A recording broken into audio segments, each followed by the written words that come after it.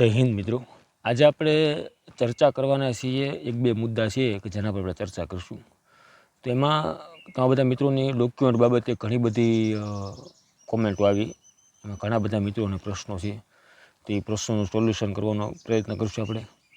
બીજું છે કે કાલે 5 જૂન ગઈ, તો કાલે જ આપણે એક વિડીયો બનાવીને તમને બધાને અપીલ કરવાની હતી કે તમે બધા જ એક એક વૃક્ષ વાવો, પણ કાલે સમય નથી મળ્યો, એના કારણે વિડીયો નથી બનાવાયો। તો આજે એ વાતનું અપીલ કરવા માગું છું કે તમે બધા જ મિત્રો એક એક વૃક્ષ વાવો, અને બને તો મને મારી જે ઇન્સ્ટાનું પેજ જે છે bolte.kalam એના પર ટેગ કરજો, જેથી કરીને મને પણ આનંદ થાય કે ઘણા બધા મિત્રોએ સાથ સહકાર આપ્યો હોય તો। અને બને તો પ્રયત્ન કરજો, ફોટો મૂકો ન મૂકો એ કોઈ મહત્ત્વનું નથી, પણ વૃક્ષ વાવો જેથી કરીને 5 જૂનની ઉજવણી પણ થઈ શકે અને પર્યાવરણનું પણ જતન થઈ શકે, અને આપણો હેતુ એ જ છે। તો આપણે હવે આપણા આગળના ટૉપિક વિશે વાત કરીએ એ પહેલાં થોડીક હમણાં રિઝલ્ટ આવ્યું ચૂંટણીનું, એના પર થોડીક એકાદ મિનિટ ચર્ચા છે એ કરીએ। તો આ વખતે ચૂંટણીનું રિઝલ્ટ છે એ કોઈ પૂર્ણ બહુમતી કોઈ પણ પાર્ટીને મળી નથી।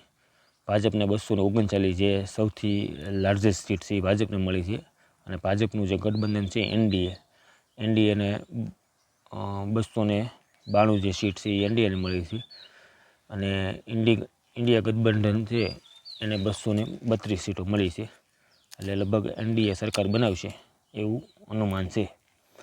આ તો ખાલી કેટલી સીટો છે એ કઈને મળી એ પ્રમાણે એની ખાલી ચર્ચા હતી, જેથી કરીને એ પ્રશ્ન તમને કોઈ ઉદ્ભવે તો ઓથેન્ટિક માહિતી પ્રમાણે। અને ગુજરાતની અંદર બીજેપીની છે 25 સીટ આવી છે, એક સીટ બનાસકાંઠાની છે એ કોંગ્રેસ જીતી ગયું છે।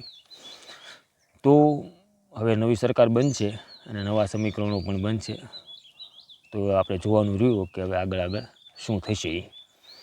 તો હવે આપણે આપણા મેઇન ટૉપિક ઉપર આવીએ કે ડોક્યુમેન્ટ બાબતે જે પણ કાંઈ ક્વેરી હતી આપણને એ તમારા બધા એના પર આપણે ચર્ચા કરીએ કે ઘણા બધા મિત્રોએ અલગ અલગ કોમેન્ટો કરી છે। બધી જ કોમેન્ટનો એક જ જવાબ છે મિત્રો કે જે ડોક્યુમેન્ટ જે છે એ તમારું જ્યારે કોલેટર ગ્રાઉન્ડ માટેનો તમારો જે કોલેટર નીકળશે ત્યારે જ તમને જણાવી દેવામાં આવશે કે તમારા ડોક્યુમેન્ટ સાથે લાવવાના છે, અને એ જ દિવસે જ્યારે ગ્રાઉન્ડ પૂરું થાય એ પછી તરત જ તમારા જે ડોક્યુમેન્ટ છે જે મિત્રોએ ગ્રાઉન્ડ પાસ કર્યું છે એના ડોક્યુમેન્ટ વેરિફિકેશન કરવામાં આવશે, ત્યાં રાખવામાં આવશે, ને ઓરિજિનલ ડોક્યુમેન્ટ વેરિફિકેશન કરવામાં આવશે।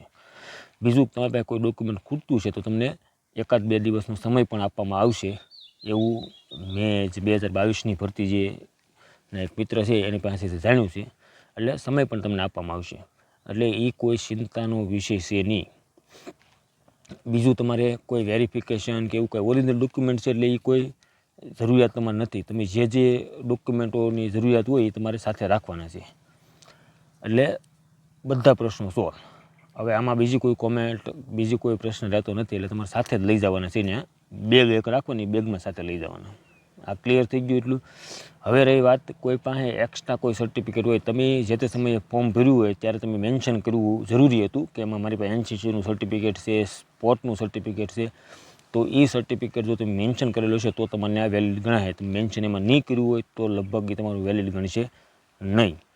બીજું કે તમારી પાસે એનસીસીનું સર્ટિફિકેટ હોય તો કોઈ પ્રશ્ન જ નથી, એ તો તમારે અહીંયા ચાલશે જ, પણ સમજી લો કે તમારી પાસે કોઈ સ્પોર્ટનું સર્ટિફિકેટ છે, તો જે તમારું જે સ્પોર્ટનું સર્ટિફિકેટ જે છે એ તમે જે તે સંસ્થામાંથી રમ્યા હો, તમે યુનિવર્સિટીમાંથી રમ્યા હો કે બીજી કોઈ પણ સંસ્થામાંથી તમે રમ્યા હોય, તો જ્યાં જે તે વ્યક્તિની ટૂંકમાં સહી જે સંસ્થાના વડા હોય એની સહી હશે, ત્યાં તમારે એ તમારું સર્ટિફિકેટ વેરીફાઈ કરાવવું જરૂરી છે। એટલે અત્યારે તમે કરાવી લો તો પણ ચાલે, અને પછી તમે કરાવો તો પણ ચાલે, પણ એ વેરીફાઈ સર્ટિફિકેટ કરેલું હશે એ સર્ટિફિકેટને ચાલશે, વગર વેરીફાઈનું સર્ટિફિકેટ છે એ ચાલશે નહીં। એટલે વહેલામાં વહેલી તકે તમારી રીતે તમે સમય મળે એટલે તમે વેરીફાઈ છે એ કરાવી નાખજો, જેથી કરીને તમારે જે તે સમયે આપણે જ્યારે ડોક્યુમેન્ટ વેરિફિકેશન હોય ત્યારે દોડાદોડી ન રહે, એ તમને એક ફાયદો થશે। તો હવે ડોક્યુમેન્ટ બાબતેની બધી જ પ્રશ્નો લગભગ તો સોલ્વ થઈ ગયા છે, એટલે એ પ્રશ્નો વિશે તમારે છતાંય કાંઈ પ્રશ્ન હોય તો કોમેન્ટ કરજો।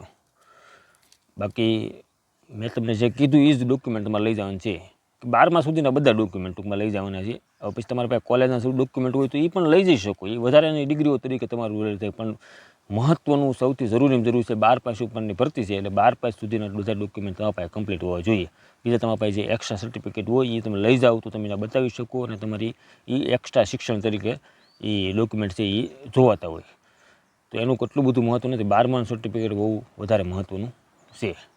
બીજી રહી વાત કે ઘણા મિત્રોને ઊંચી કૂદ ને લાંબી કૂદને એમાં પ્રેક્ટિકલની એ બધી વાતો કરે કે અમને પ્રેક્ટિકલ કરીને બતાવો કે કઈ કઈ પદ્ધતિ, કઈ ટેકનિક છે અને કેવી રીતે કરવી.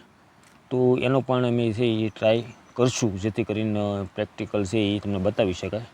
પણ અત્યારે એવું કોઈ માધ્યમ હાલમાં અવેલેબલ નથી, પણ ભવિષ્યમાં કોઈ એવી જગ્યા કે કોઈ એવો મોકો કે સમય મળી જશે તો એ પ્રેક્ટિકલનો જે વિડીયો છે એ બનાવીને અમે મૂકશું, કે જેથી કરીને તમે એ પ્રેક્ટિકલ અને એ ટેકનિક છે જોઈ શકો. બહુ શોર્ટ ટાઈમમાં લગભગ એ સંજોગો ગમે એનાથી કંઈક વ્યવસ્થા કરશું કે જેથી કરીને તમને એ પછી આગળ ફાયદો થઈ શકે. એટલે આ બધી ચર્ચાઓ હતી, અને મેં તમને જે વૃક્ષ વાવવાનું જે કીધું છે એ જો શક્ય બને તો કરજો, અને બાકી બીજી જે કોમેન્ટો હોય એ કરજો. મેન તો આજ હતો વૃક્ષ વિશ્વ પર્યાવરણ દિવસ નિમિત્તે તમને ખાલી અપીલ કરવાની હતી, અને બીજી આ જે